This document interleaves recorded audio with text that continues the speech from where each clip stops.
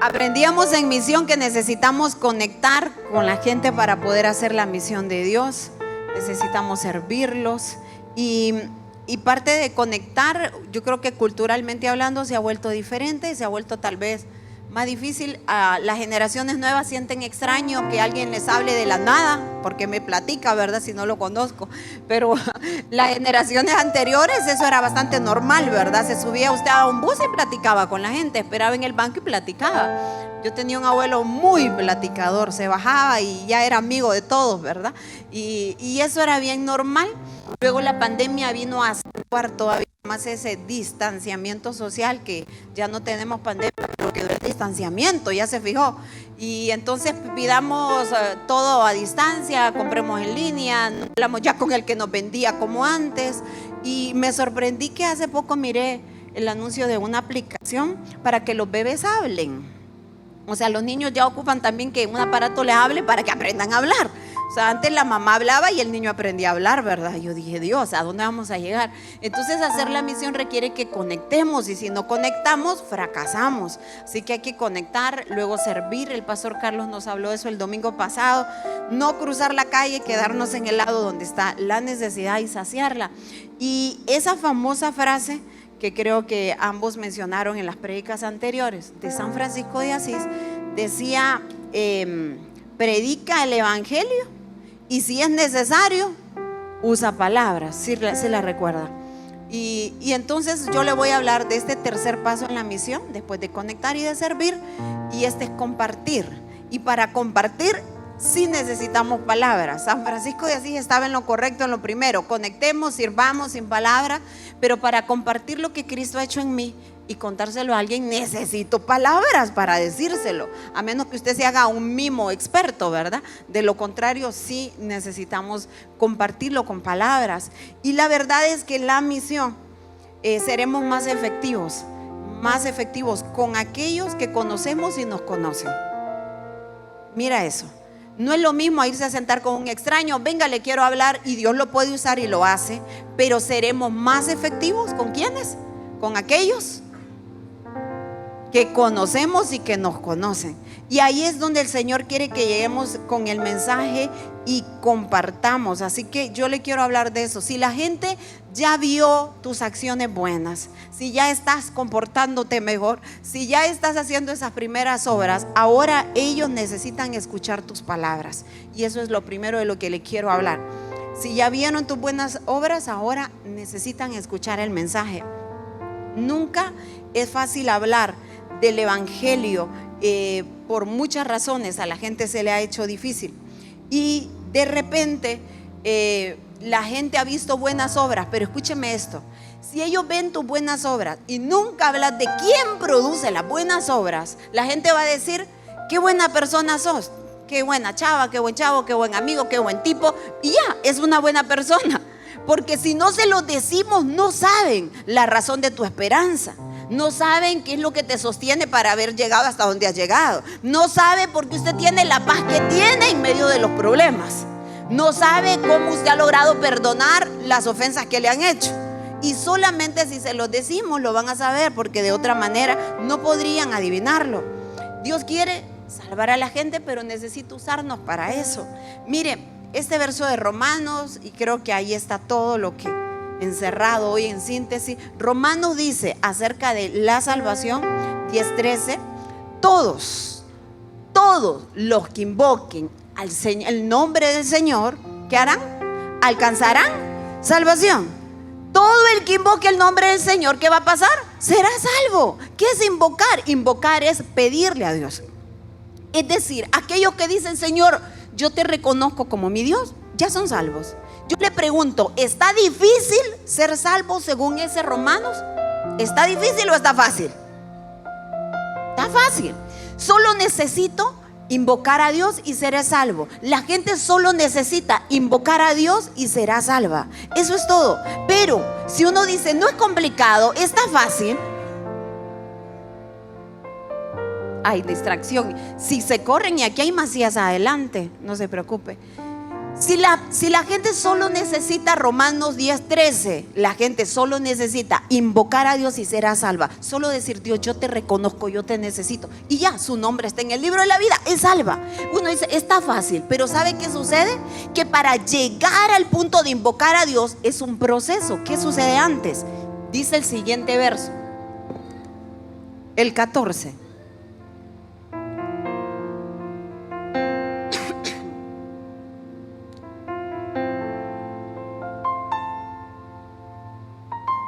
Y ahí está el meollo del asunto. Invocar a Dios y será salvo, está bien. Pero el asunto es que dice la palabra pero. ¿Cómo van a invocar a Dios si no han creído en Él? ¿Cómo creerán en Él si no han oído hablar de Él? ¿Y cómo van a oír si no hay quién? Y es aquí donde San Francisco de Asís ya no nos ayuda, ¿verdad? Porque sí necesitamos las palabras. Eso está diciendo: el que invoque a Dios será salvo. Pero para que alguien llegue a decir: Señor, yo te necesito en mi vida, debió haber crecido antes una fe en su corazón. Porque dice: ¿cómo lo van a invocar si no creen? Y esa fe para creer nació ¿de dónde? De haber escuchado. Porque por el oír viene la palabra. Entonces antes alguien tuvo que haberles hablado. Esta fe creció y luego se encuentran aquí diciendo: Señor, salva mi vida. Y ahí son salvos. Pero si nadie habla, no llegaremos ahí.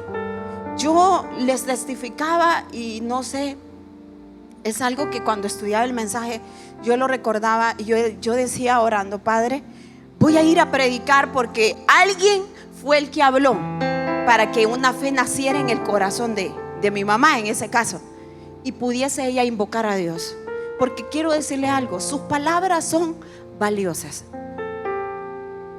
Son tan valiosas que Dios las va a usar para sembrar y despertar la fe de alguien que Dios quiere salvar. Sus palabras son valiosas. Dios las va a usar para despertar la fe de alguien. Y tal vez piensen: no tengo un gran discurso, hermana, pero ahí Dios va a usar sus palabras para despertar la fe de alguien. Yo escuché de mi madre cómo hace muchos años, nací en el 80, Cedro, Francisco Morazán. Mi mamá vivíamos ahí con mi familia, mis hermanos 3 mayores y yo. Y al nacer yo nací con muchas dificultades de salud. Y en mis primeros días de vida, pues batallando entre la vida y la muerte. Y mi mamá dice: Linda, yo estaba agotada, estaba cansada, ya no podía más. No había mejoría, cada día estabas peor. Y ahí un bebé de semanas, quizás algún mes de nacido, luchando entre la vida y la muerte. Y de una familia sumamente idólatra. Toda mi familia sumamente idólatra. Así que mi mamá dice que en su desesperación las palabras de aliento de mi abuelo eran: mira, Blanca Rosa, prepárate que de esta noche no pasa esa cipota, ¿verdad? La verdad es que yo admiro, y esas eran sus palabras de aliento. Dice mi mamá que él decía: mira, ¿sabes qué? Te voy a ir a traer al sacerdote que le eche el agua bendita, porque si se muere hoy se va para el limbo y la perdemos. Y dice que algo había en ella que no decía nada y se callaba. Y entonces en medio de esa situación, un día mi abuelo llegó con una cajita de cartón de esas de espagueti, de las largas. Que antes los espaguetis habían unos que era el doble de los de ahora, ¿verdad? Bien largo. Y llegó con la cajita y le dice: vacía, ¿verdad? Vacía. Entonces: mija, aquí te traigo, ¿verdad? Por cualquier cosa, para que estemos listos. Vos no te preocupes, que la metemos ahí y yo te la llevo al cementerio. Así pintaba todo, así pintaban las cosas. Y dice mi mamá que en una noche, en la desesperación de madre, de padre, usted ha estado ahí, cuando uno, tírenme una ayuda porque ya no hay qué hacer. Dice que ella estaba rendida, agotada, no sabía ya más qué hacer, no habían finanzas, no hay un médico en el pueblo, pobreza, no hay recursos. Dice que en su agonía emocional y física esperó que todo el mundo se durmiera en aquella casa, que mis abuelos estuvieran dormidos. Y cuando todos dormían, me sacó de la cuna, me puso allí en la cama y dice ella: me arrodillé delante tuyo. Y me decía: no cerré los ojos porque yo no sabía orar, sabía rezar. Pero cuando invoca a alguien a Dios con fe en su corazón, no ocupa un protocolo religioso. Ahí atiende el Señor a la oración. Dice ella: me arrodillé ahí y dije: Señor Dios, el Dios que predica el telegrafista, Si es verdad que eres real, aquí está esta criatura, yo ya no puedo más, yo te la doy. Si te la quieres llevar, llévatela, o yo ya no puedo. Pero si tú la sanas, si tú la salvas, yo te prometo que no voy a correr a bautizarla. Yo te prometo que te la dedico y que te sirva. ¿Qué le parece? Esa es la invocación a Dios genuina. La invocación a Dios no solo acontece en un púlpito cuando levanto la mano y pasé a aceptar a Cristo. Sucede en un corazón que fue tocado por la palabra de alguien. Amén. Y entonces había fe, porque dice: ¿cómo invocarán a Dios? Si es que no han creído. ¿Y cómo lo van a creer? Es que no han escuchado. Pero ese día dijo: si es verdad aquello que dice ese hombre. Yo no sé cómo se llamaba el telegrafista del pueblo al día de hoy, pero yo solo sé que 2 días después de esa oración, ella dice: no pasó nada, no vino un ángel, no había una luz. Seguía la lechuza que cantaba afuera, que mi abuelo, como creía en todo, ¿verdad? Ya se imagina que la lechuza que iba ahí, ¿verdad? Es que hoy se la lleva, ya está ya la lechuza afuera. Pero 2 días después de esa oración en la que parecía que no sucedía nada, llegó una brigada al pueblo de médicos cristianos, tocando de puerta en puerta. ¿Hay alguien que necesite medicina? Queremos orar por la gente. Y doña Blanca le presentamos a Cristo y ella dijo: ¿cómo no creo que esto es el Señor? Ahí rindió su vida y ahí cambió toda la historia. ¿Cómo creerán si nadie les lleva la palabra y nadie les predica? Así que llega el momento en que sí, amados, hay que llevar el mensaje, hay que contarle a alguien. Y cuando se da ese momento de la oportunidad, ese tiene que ser el momento correcto. Mire, todos aquí tienen algo que decir de Dios, pero busquemos el momento correcto para hacerlo. ¿Qué sucede cuando no es el momento correcto? Usted se encuentra con una puerta cerrada porque no es el momento. Y usted ve que hasta Jesús dice: yo toco la puerta y llamo, y si alguno me abre, ahí entonces yo voy a hacer mi obra. El momento correcto tal vez para muchos fue ir cuando, hermano, a las 4 es el evangelismo, y pusimos eso como el momento correcto. Pero tal vez para aquella vida no era el momento correcto, ¿verdad? No, allá a las 8 de la mañana el sábado vamos a ir a tocar de puerta en puerta. Entonces allá la gente pegado, los ojos del sueño, ¿verdad? ¿Y quién viene a tocar? ¿Usted cree que ven el amor de Cristo en ese que llega a tocar la puerta? No, para nada. Entonces no es el momento. Pero muchas veces otros sí han sabido distinguir, y es aquí donde la misión no se puede hacer sin el Espíritu Santo. Él te guía al momento correcto, Él nos dirige a ese momento. Yo recuerdo haber ido, Cindy era mi líder en célula, y fuimos a la casa de una persona a tocar, porque era tarde de evangelismo el sábado. ¿Cuántos se acuerdan de esas experiencias? Amén. Y fuimos a tocar, y esta señora abrió y nos vio. ¿Y qué pasó? ¿Qué quieren? Ella tenía sus ojos lagrimosos cuando abrió la puerta. Y le dijimos: no, venimos pues a invitarla porque hoy tenemos grupo y si nos permite hablarle un poco del Señor. ¿Sabe qué hizo? Ni habíamos terminado de hablar cuando nos jaló para adentro. Uy, sí, siéntense aquí, ¿quieren café? ¿Qué quieren? Yo necesito. Estaba la mujer quebrantada, tenía una situación difícil en casa, y entonces ahí era el momento correcto. Entonces la diferencia es esa, no es: no vaya a tocar eso, no, es: si Dios lo manda, vaya, toque. Y si Dios lo manda a botar la puerta, bótela, ¿verdad? Porque Dios sabrá. Pero déjese guiar en el momento correcto. Hay una historia de Felipe y el etíope de la que yo le quiero hablar para este momento correcto y distinguirlo. Porque Felipe escucha la voz de Dios y él le manda y le dice: vete a aquella zona, a la orilla del camino que lleva al desierto. Y Felipe se va. Y dice este verso en Hechos 8:27: Felipe se levantó y se fue. Y en el camino se encontró a un hombre que era de Etiopía. Era un alto funcionario, ¿qué más? Tesorero de la reina de Etiopía, el cual había ido a Jerusalén a adorar a Dios. E iba, dice, de regreso a su país. Lo halla sentado en su carro leyendo el libro del profeta Isaías. Todo lo que encierra el verso 27, cuando dice: él era de Etiopía. Etiopía es África. Por lo tanto, el etíope era un moreno, era un negro de raza, un moreno.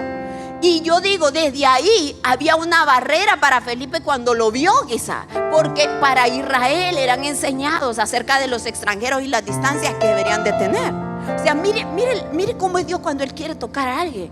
Llama a Felipe, vete para allá. No le dice a qué va, no le dice nada más, solo quiero que te vas allá. Y cuando se va, mira al morenito ¿verdad? Sentado en su carro con un libro abierto. Y dice que nada más y nada menos, él era un eunuco de la reina de Etiopía. Le explico que era un eunuco. Un eunuco es un hombre castrado para no tener hijos. Ay, ¿cuántos eunucos? No va, nada. Llenen la tierra y ok. Los eunucos eran personas que se habían consagrado para servir a la realeza. Por lo tanto, no tenían hijos porque se comprometían únicamente con servir a la realeza. Así que era una cosa de enfoque. Y para que no se desenfocaran, entonces les hacían esa operación. Y para la ley en Israel, la ley de Moisés, un eunuco no entraba ni siquiera al templo. Pero dice que este venía de Jerusalén porque él quería adorar. Tenía una necesidad en su espíritu que lo hizo ir. Así que moreno y eunuco, ¿verdad? Con dinero, eso sí, porque tenía un buen prestigio y nombre. Pero yo le quiero decir, la postura de Felipe pudo haber sido una barrera, pero él inmediatamente conectó con esa persona a pesar de que era alguien tan diferente para él. Y entonces miren lo que dice el 29. Y el Espíritu le dijo a Felipe: ve, acércate al carro. Esta es la segunda vez que le habla. Primero, andate para allá, que ahí te va. Vos andate. Cuando llega y ve al morenito, oye la voz de Dios: ve y acércate. ¿Sabe por qué Dios quiere que nos acerquemos? Porque hay cosas que no las vamos a entender de la gente hasta que estamos cerca. Y hay situaciones que se ven diferentes cuando ya estoy ahí y digo: ah, con razón esto. Y Él lo manda sabiamente: solo acércate, Felipe. Y dice el siguiente verso: cuando Felipe se acercó, el 30, oyó que el etíope leía del libro de Isaías. Y entonces le preguntó: ¿entiende usted lo que está leyendo? El etíope le contestó: ¿cómo voy a entenderlo si no hay quien me lo explique? Y le pidió a Felipe que subiera y se sentara junto a él. Y ahí usted ve el momento correcto, con la actitud correcta, no lo rechaza, y ve la pregunta correcta. Mire, el verso 30 decía: cuando Felipe se acercó, oyó. Cuando Felipe se acercó, oyó. No podemos escuchar y atender la necesidad de la gente de lejos. No existe esa misión. La misión se hace acercándonos a la gente. La misión se hace ensuciándonos las manos, dijo el pastor. Se hace ahí. No hay misión a control remoto. Dice: ahí se acercó, y como se acercó, ahí pudo escuchar. Y cuando escucha, mire, fíjese en algo: el Espíritu Santo de aquí en adelante no le vuelve a hablar. Le dijo: anda, le dijo: acércate y escucha, y ya.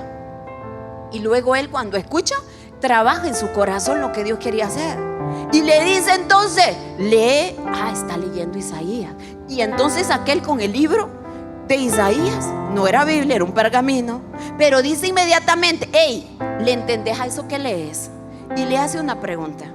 ¿Sabe qué pasa con nosotros? Que estamos tan interesados en lo que yo tengo que decirle que no escuchamos a la gente. Él le hace una pregunta. Cuando preguntamos, le decimos a la gente: me interesa lo que te está pasando, me interesa lo que tenés para decirme. Pero cuando no queremos escuchar es: yo te quiero vender esto, ¿querés aceptarlo, sí o no? Porque Cristo ya viene. Vas sin tocar tablitas derechito al infierno, ¿sí no? O sea, ya le dije, hermana, ya él sí se quiere perder. Pero escuchaste, pero vistes. Entonces él se acerca y encuentra la necesidad del etíope. Él dice: lee Isaías, el profeta. Él no es israelita, por lo tanto no entiende y está perdido. Fijo que no sabe qué quiere decir esa palabra. Así que se va a la necesidad y le pregunta: ¿y entendés eso que lees? Y cabal, ahí se le abrió la puerta cuando él dice: no le entiendo. ¿Quién invita a quién a subir al carro? ¿Se subió a la fuerza el otro? ¿Vio la diferencia? Venga más tarde, cuando yo lo pueda atender, vecino. No, es que ahorita, ahora es el tiempo aceptable, dice el Señor, ¿verdad? Ya nos echan los perros, hermano, que no andamos en el tiempo de Dios. Aquel le dice: vení, subite, sentate, yo te ocupo, contame. ¿Qué significa esto de Isaías? Y entonces, dice el siguiente verso 35. Entonces, Felipe, tomando como punto, léalo, de partida. ¿Qué cosa? El lugar de la escritura que el etíope leía. Desde ahí anunció la buena noticia acerca de Jesús, tomando de partida aquel mismo punto que a aquel le interesaba. No vino y le dijo: ¿y qué le Isaías? No, cerra ahí. Mira, yo lo que te quiero decir es esto: que vos andas mal, la ¿verdad? Ay, es que somos buenos para eso. Dice: no, Isaías te interesa, no le entiendes aquí. Su problema es con sus hijos, es el trabajo, es la deuda, es con su esposa, es con su papá que hay problemas. Ok, es con tus maestros. Vení. Y a partir de ahí, ese es el punto de partida, en el punto donde la persona está. ¿Me entiende?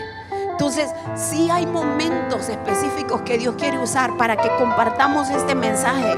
Dice la Biblia que avanzaron y más adelante había agua, había un río por ahí. Cuando vio las aguas, el etíope, óigame, o sea, este hombre iba para su casa, se fijó, ¿verdad? Y se subió Felipe ahí, y ahora Felipe también iba para allá, hermano. Yo no sé si él tenía un mandado más que hacer, pero es que Dios nos cambia la agenda cuando Él quiere hablarle a alguien. No, y Felipe ha dicho: ay, Dios mío, ¿por dónde vamos? ¿Y cómo yo me voy a regresar después? El hombre andaba en misión. Y cuando estamos en misión, Dios te va a llevar por caminos que tal vez no esperabas. Pero allá camino, miran el agua y él pregunta: ¿me puedes bautizar, Felipe? ¿Qué impide que me bautices? Y dice que le responde Felipe el 37: si crees de todo corazón, bien puedes. Y entonces él dijo: ahí está. Creo que Jesucristo es el Hijo de Dios. Esa es la invocación, que todo aquel que invoque a Dios será salvo. Creo. ¿Cuántos discipulados ocupa? Ninguno. ¿Cree? Vamos a bautizarlo. Por cierto, hay bautismos el otro mes de abril. Para todo el que ha dicho: yo creo, ok, denle viaje, vamos a bautizarlo, porque el bautismo es el testimonio de los que han creído a Dios. Así que Felipe fue ahí y cumplió la misión hasta bautizarlo. Lo que Dios hace es que no necesita solamente nuestras bocas para contarlo, necesita nuestras manos para servir, nuestros ojos para fijarnos en el momento. El momento idóneo a veces no tiene nada que ver con algo, wow, que alguien me hable. A veces es nada más observación. Ahora la persona necesita, yo voy a hacerlo. Pero muchas veces se nos va el momento porque no estamos ahí viendo.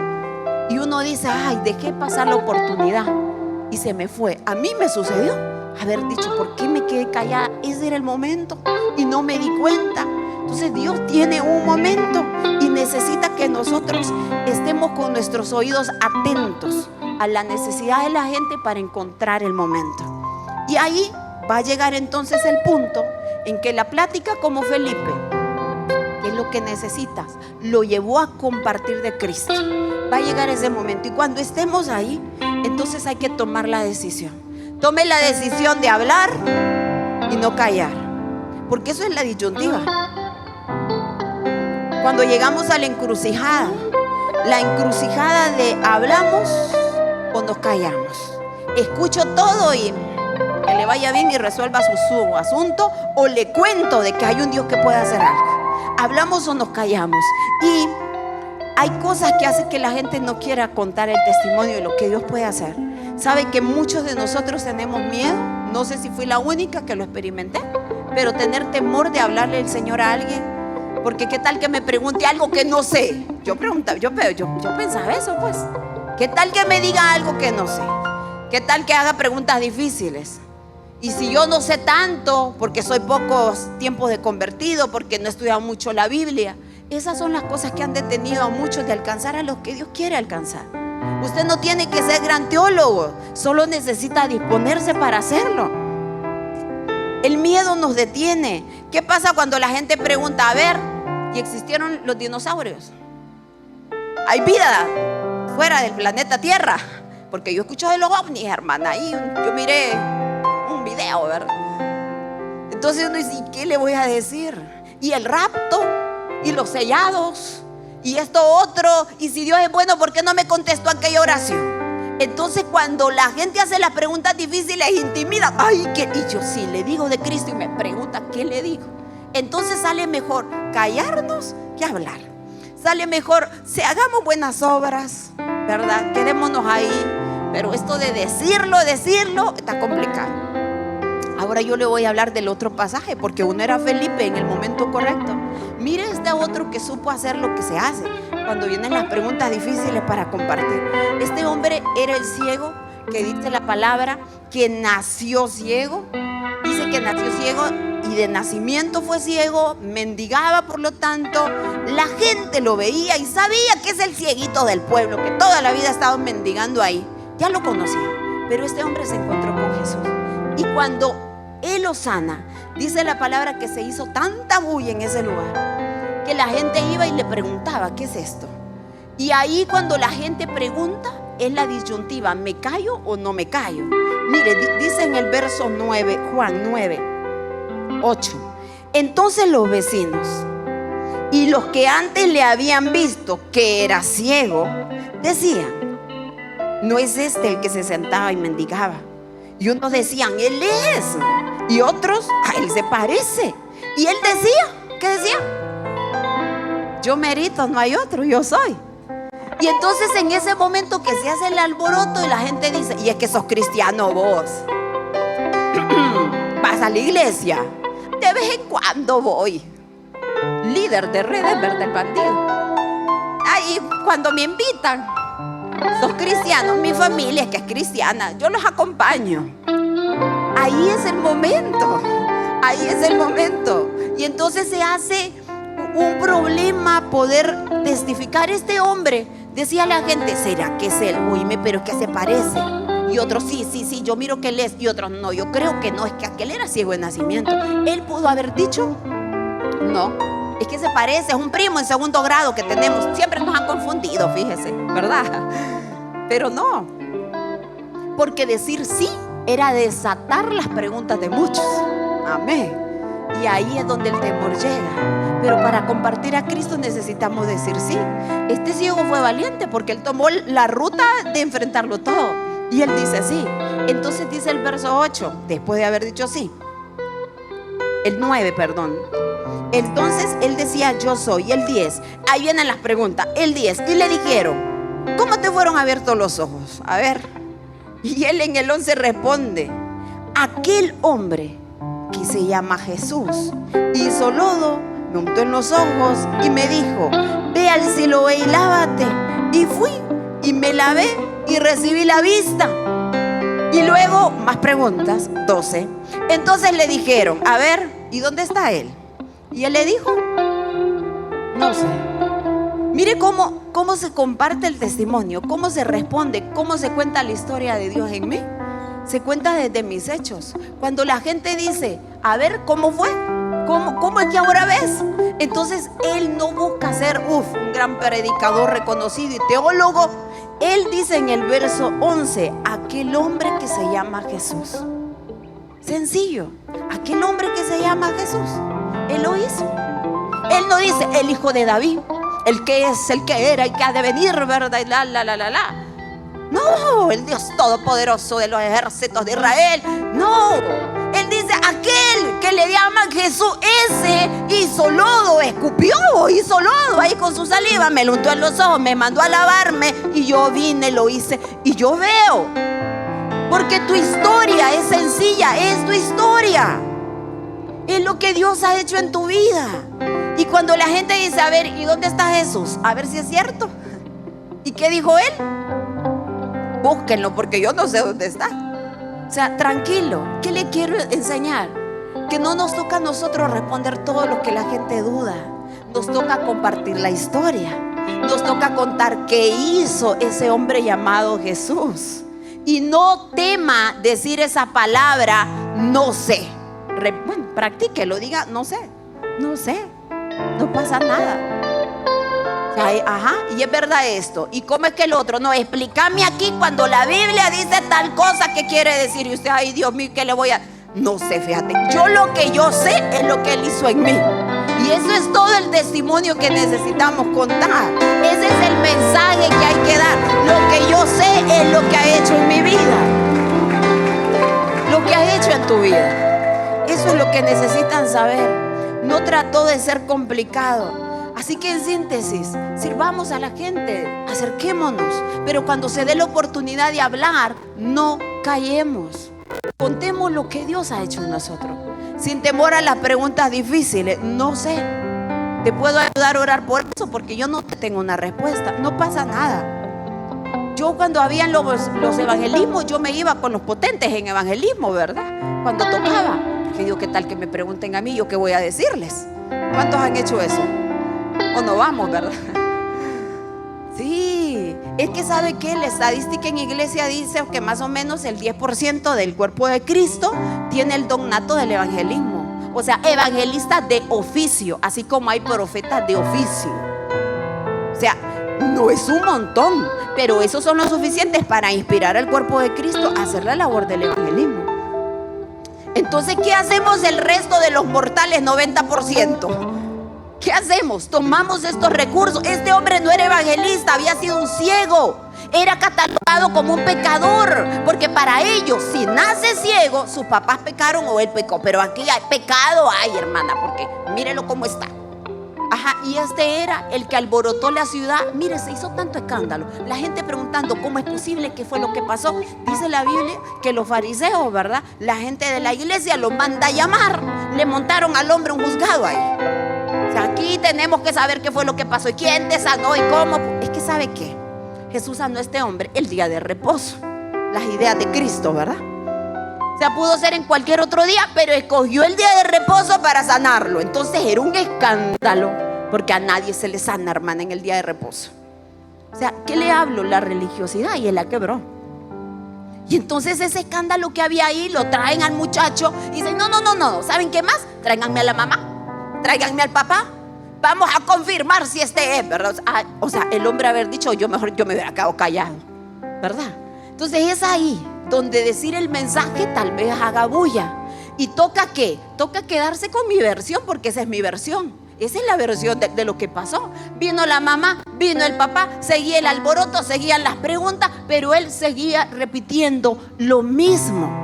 ¿Qué repetía? El hombre que le dice Jesús vino, hizo lodo, ya les dije, me lo untó en los ojos, me lavé y yo veo. Y eso es escandaloso, pero esa es toda la historia. Amén. Entonces, ¿qué te quiero dar ahora a conocer? Que todos tenemos una historia. Todos tenemos algo que contar de lo que Cristo hizo. No me diga que llegó hasta aquí porque usted se las pudo, ¿verdad? Porque no le voy a creer. Estamos hoy aquí porque Dios algo ha hecho en nosotros. Algo tuvo que hacer el Padre para habernos sacado de las ideas que hemos tenido y de los caminos que hemos andado. Así que aquí, todo el que está hoy aquí tiene una historia. Y hoy yo le digo, tu historia es la mejor. Cuéntela, no la calle. Su historia es la mejor. Es la mejor para aquellos que Dios le permite conectarse con usted. Es la mejor para esa gente. Y hoy cantábamos, y Nepta está aquí, Neptali, ¿sí? Fíjese que póngase de pie un ratito y sí va a salir temprano, tranquilo. Porque eso que cantamos el coro, yo no le dije a Nepta que cantara eso, él quiso, ¿verdad? Porque Dios guía todas las cosas. Y cantábamos, me levantó, me transformó. ¿Qué va a contar usted? Va a contar eso, lo que Dios hizo en usted simplemente. Vamos, Nepta, ayúdenos ahí. Si tiene micrófono, ahí. Gloria a Dios. Amén. Dígale. Me levantó, Me transformó, y ahora en tierra firme estoy. Gracias al Padre, gracias a Cristo, sanó mi corazón, me redimió y para siempre libre soy. Gracias al Padre, gracias a Cristo, sanó mi corazón, me cambió. Para dígaselo, libre soy. Gracias al Padre, gracias a Cristo, gracias Dios. Amén. Gracias Dios. Gracias Señor. Eso es lo que Dios ha hecho. Siéntese, Rafa. Eso es lo que toca decir. Él me levantó, Él me transformó, amén. Porque su historia es la mejor, cuéntela. Y a veces pensamos que la historia que debemos de contar es lo que la gente debe conocer de Dios. Debe de ser parecido a lo que otro ha vivido. ¿A quién le ha pasado eso? Sí. Y entonces todos tenemos una historia. O sea que usted nació en la iglesia, ¿verdad? Aquí lo vino a dar a luz la mamá y nunca se descarrió y siempre estuvo. O sea que el Señor lo haya sacado de lo peor del mundo. Todos tenemos un testimonio que contar de lo que Dios ha hecho. O sea, yo, como le testificaba así, conocí al Señor siempre. Y entonces luego allá por los 90s surgieron famosos evangelistas y un mover de Dios de salvación muy grande, y había mucho testimonio. Aquí está Freud, recordás los cassettes, ¿verdad, Freud? Entonces allá yo escuchaba en aquella casetera de mi querido hermano El Loco de la Celda 8. Era un testimonio, hermano, ¿te acuerdas? Sí, a volverlo a buscar allá, ahora está en YouTube, pues, si lo quiere ver, ¿verdad? Y escuchar. Y entonces uno escuchaba cómo Dios había sacado a alguien de un manicomio, de una vida terrible, y lo había vuelto un hombre cuerdo, sano, libre para la gloria del Señor. Y usted escuchaba el ex satanista, ¿verdad? Y todas aquellas cosas, porque eso era lo de la temporada. Entonces luego uno pensaba, ¿y yo qué voy a decir? Si yo iba a la iglesia toda la vida, si me dormía en el culto aburrida, contaba las chalinas. Ah, sí, la chalina, aquel trapo que se ponía. Sí, ese era, yo sacaba las estadísticas de la iglesia. Sí, contaba cuántas largas, ¿verdad? Hoy andan tantas con largas, ahora cortas, media. El aburrimiento era terrible para un niño. Por eso mándelo abajo, por favor, ahí le ese niño. Eso hacía yo. Entonces yo decía, ¿yo qué voy a contar? Si yo no anduve en el mundo, yo no me escarreaba, yo no he matado a nadie, yo no he fumado, yo no he bebido. ¿Qué voy a contar? Porque pensé que la historia era nada más eso. Y si no tengo algo tan dramático, no tengo nada para decirle a la gente, hermano. Pero cuando uno se da cuenta que lo dramático es que todos merecemos el infierno y que todos lo tenemos garantizado y seguro, que malos todos somos, no hay ni uno bueno. Cuando uno se da cuenta que dentro de nosotros mora el mal y nos convence el Espíritu Santo de pecado, uno sabe, sí, tengo algo que contar y que agradecer. Todos tenemos una historia. Y tal vez hay cosas que a usted le tocó vivir duras y no las quiere recordar, pero tal vez Dios quiere que las recuerde este día para agradecerle a Dios de dónde lo sacó. Y para luego ir y conectar con alguien y contarle lo que Dios hizo conmigo, lo puede hacer con vos. Quizás le ha tocado un camino no muy fácil o lo está viviendo en este momento nada agradable, pero de repente eso va a ser la herramienta que Dios le va a entregar para poder contar a otros también lo que Dios puede hacer. Yo, como le he dicho, yo me crié en una pulpería y toda la vida había gente. Entonces a doña Blanca se le hacía gran fila de gente porque se ponía a testificarle a todo el que llegaba, hermano. Usted no se imagina. No, yo esa historia la escuché muchas veces. Mire esa cipotía que mira ahí, decía mi mamá, ¿verdad? Ya se moría, ¿verdad? Y empezaba ella con el testimonio. Y ella, véndele a aquella mientras estaba aquí evangelizando. Entonces, ese era su testimonio. Luego venía gente, doña Blanca, ¿y cómo hizo usted para ser madre soltera y sobrevivir a esto? ¿Y cómo hizo? Porque la gente tiene necesidad. Y lo que hemos vivido es el testimonio que otros necesitan escuchar, que Dios puede transformarlo. Entonces, este hombre solo repetía la misma historia. Y yo le voy a decir, escuché la misma historia muchas veces. Pero esa misma historia tocó muchos corazones. Avivó fe en alguien que luego se encontró diciendo, Señor, te necesito. Amén. Así que su historia es la mejor. Cuéntela. Amén. Luego este hombre, más allá todavía, es llevado delante de los fariseos. Y dice el verso 15: volvieron. Entonces, volvieron, dice, a preguntarle. Otra vez la pregunta. ¿Cuál era la pregunta? Que cómo recibió la vista. Y dice, más corta la versión ahora: me puso lodo en los ojos, me puso lodo sobre los ojos, me lavé y ya.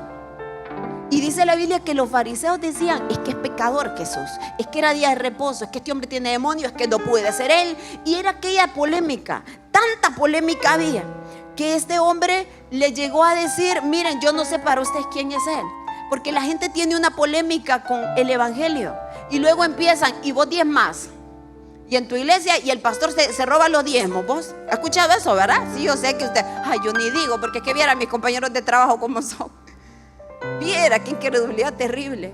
Entonces, cuestionaban lo que sucedió, cuestionaban quién lo hizo. Así que este hombre de nuevo vuelve a responder en el verso 25. Entonces él le respondió y le dijo: si es pecador, yo no sé, otra vez, pero una cosa sé, que habiendo yo sido ciego, ahora veo. Y ahí está todo el secreto. No te tengo respuesta de lo que la iglesia es, hace, no hace, pero una cosa sé. Y se quedó ahí este hombre, en una cosa sé. Una cosa sé. ¿Qué es lo que usted sabe de Dios? Lo que Dios ha trabajado en su corazón, la paciencia que nos ha tenido, amén. Una cosa sé. No tenemos que saber mucho, iglesia, porque se necesita contarle a alguien de lo que Dios está haciendo. Me sucedió antes de pandemia, haber sacado un curso en una institución universitaria. Entonces tenía años de no poner mis pies en una aula de clases, así que tomé el reto y fui y lo hice. Y el primer día de clase se me ocurrió una idea, digo yo, y yo pensé, no voy a decir que soy cristiana. Se me ocurrió eso, no sé, se me vino. Aquí no voy a decir que soy cristiana. ¿Qué está pensando? Ay, hermana linda, y usted predica. ¿Cuándo dijo que fue? Quiere que le dé fecha y hora, yo sé. Pero, y entonces la licenciada llegó y dijo: todos se van a presentar. Quiero escucharlos, sus nombres, Entonces empezaron los compañeros a presentarse y aquella idea seguía en mi cabeza. Entonces alguien se levantó, ya como al tercero o quinto que se estaba presentando, una compañera: bueno, mi nombre es fulanita, yo voy a la iglesia, soy cristiana, dijo ella. Y yo, qué barbaridad. Y ahí empezó una lucha en mi cabeza. Linda, vos no querés decir que sos cristiana. Y ahí sí, yo seguía presentándose otro y yo seguía con mi lucha adentro. Allá como al 10º otro se paró: ay, ¿qué tal, compañeros? Mi nombre es tal, yo también voy a la iglesia, como la compañera dijo, ¿verdad? Puche, dije yo. Y así continuó. Uno más, ya el tercer cristiano del aula, hermano. Y ya cuando llegó mi turno me paré. ¿Sabe qué dije? Mi nombre es Linda Alcerro. Murió la flor. No dije soy cristiana. Entonces terminamos. Cuando la clase termina, es la hora de salir. Había un receso para ir a comer. Pero inmediatamente que la licenciada terminó y todo el mundo cerró su cuaderno, guardó sus tablets, entonces miro a la muchacha cristiana y al otro muchacho cristiano y a la otra como imán. Ay, ¿qué tal? ¿Y a qué iglesia vas? ¿Y desde cuándo? ¿Y en qué servís? Contame. Y entonces yo entendí lo que estaba pasando. Porque entonces a mí ninguno de ellos vino, fíjese, hermano. Qué cosa, ¿verdad? Como somos cristianos. Ahí a la madriguera otra vez. Ahí, o sea, donde los míos, los que nos entendemos, ¿verdad? Entonces yo terminé: ay, ¿qué tal vos? Hablando con X ahí. Entonces fuimos a comer, ahí estaban en la mesa de los cristianos hablando del apóstol Pablo, ¿verdad? Y sus epístolas. Entonces, y aquí en la otra mesa yo tenía una compañera contándome cómo ella era pro de ideología de género y que su súper mejor amigo pues es una persona con esa desviación y súper cool, porque hay que apoyarlo, son buena gente o así, ¿verdad? Entonces, esa era mi mesa. Y yo dije: Señor, no era invento mío, porque yo tuve una lucha dentro de mí. No querías que yo lo dijera por esto, porque yo estaría en aquella mesa donde están los sanos y no aquí en la mesa donde se necesita la medicina. Entonces no, seguí con mi amistad con él. Al tiempo se enteraron, ¿verdad? Ay, Linda, cree en Dios. Y yo empecé a orarle y anoté sus nombres y le oraba: Señor, dame una oportunidad, dame un chance, dame ese día. Que como aquel estaba diciendo ahí: no entiendo Isaías, y él le dijo: no entendés, yo te explico. Y se dio la oportunidad en algún momento, cuando Dios permitió que abriera su corazón una de ellas y me dice: fíjate que tengo esta situación con mi papá. Y yo dije: este es el momento, aquí vamos. Caíste, Marcelino, ¿verdad? Entonces llegó el momento.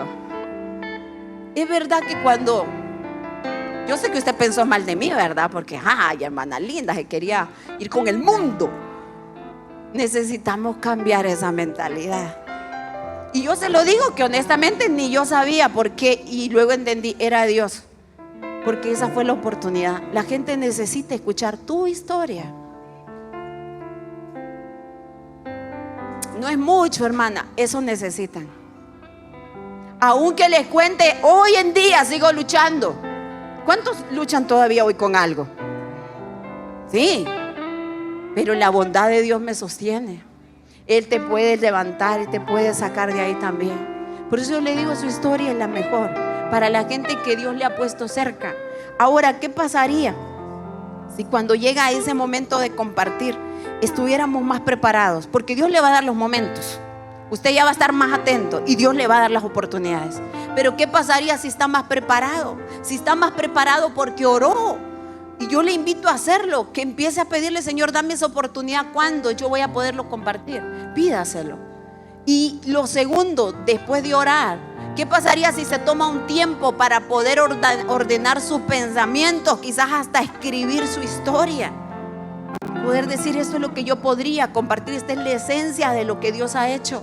Si usted se responde estas preguntas que le voy a hacer en este momento, le puede ayudar para hacerlo. Pregúntese, ¿qué diferencia ha hecho Cristo en su vida?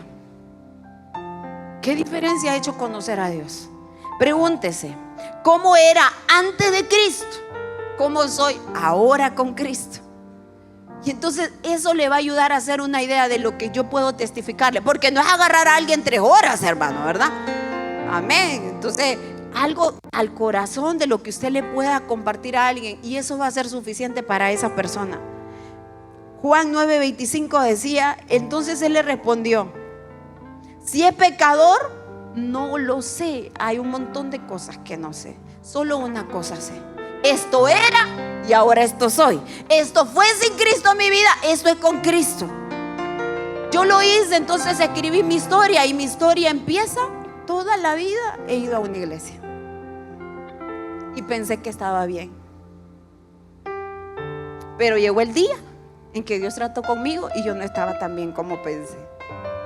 Y por ahí va mi historia. Yo no sé la suya cuál va a ser, si más impactante o no, pero el Espíritu Santo se encarga de convencer y de tocar.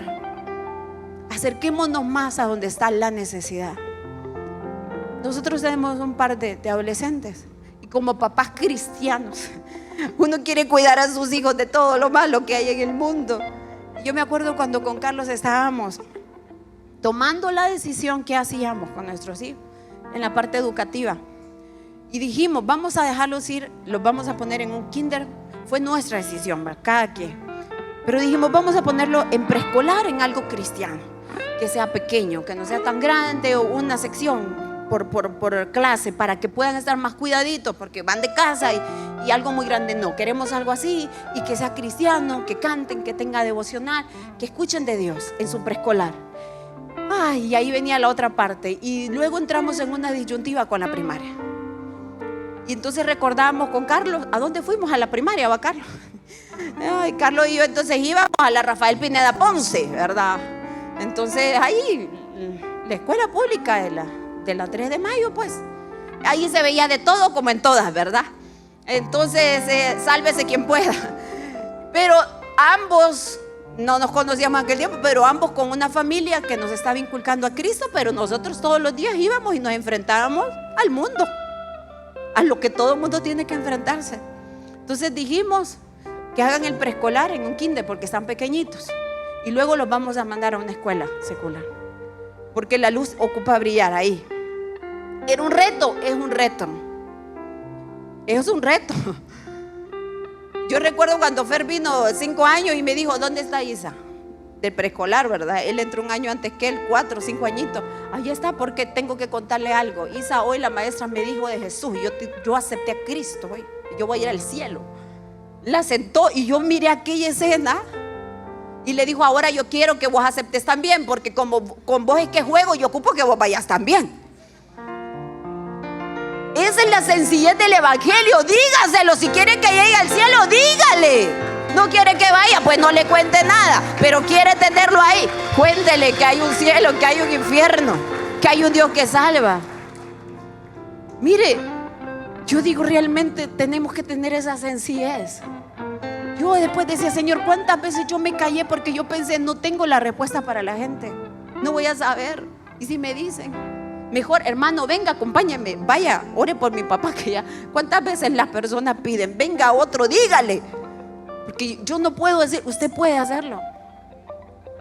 Yo recuerdo cuando fueron a primaria y entonces les explicamos, hijo, aquí no va a ser como en el kinder, que todos cristianos mi amor, aquí vas a tener compañeros que no van a la iglesia, aquí vas a escuchar malas palabras, aquí vas a escuchar esto, pero usted, mi amor, y los instruimos y los enviamos. Un día vino escandalizado, 2º grado estaba, y me dijo, mamá, mi compañera es católica. Esa era su preocupación. Y le digo, ¿y por qué decís eso? Andaba 2 colitas y tenía una crucecita en una y una virgen en la otra. Ajá, le digo. Y me dice, yo ya no juego con ella. Ve cómo inconscientemente formamos y educamos en la madriguera. Entonces tocó agacharse y decirle, mi amorcito, sí, es católica, pero usted mañana juegue con ella, porque ella sí va a ser su amiga. Y empezar a enseñarle, es que hay que amar al prójimo. No, allá como por quinto un día me encontré en una de las mochilas de mis hijos un papel que me mató. Decía el papel, Dios, te pido que todos mis compañeros te conozcan. Esa era su oración de un niño en medio de una escuela que no tiene principios. Dios nos manda a brillar donde Él nos permitió llegar. Sea tu trabajo, sea tu familia, sean tus compañeros, porque la pasas bien con tus compañeros, pero nunca has podido decírselos. Pídele al Señor, dame una oportunidad de llegarles. Que tal vez yo no voy a ser elocuente como un evangelista profesional, pero solamente mi historia.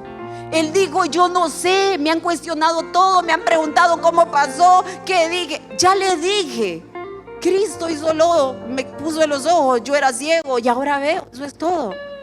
No hay una gran trama de por medio. Pero hoy el Señor quiere que aceptemos esta misión desde el proceso de acercarnos a la gente. Amén. Servir a la gente. Y cuando llegue el momento, no callar, sino hablar lo que Dios ha hecho en nosotros. Amén. Decir, no soy perfecto aquí donde me ve, pero el Señor puede transformarte como lo ha hecho conmigo.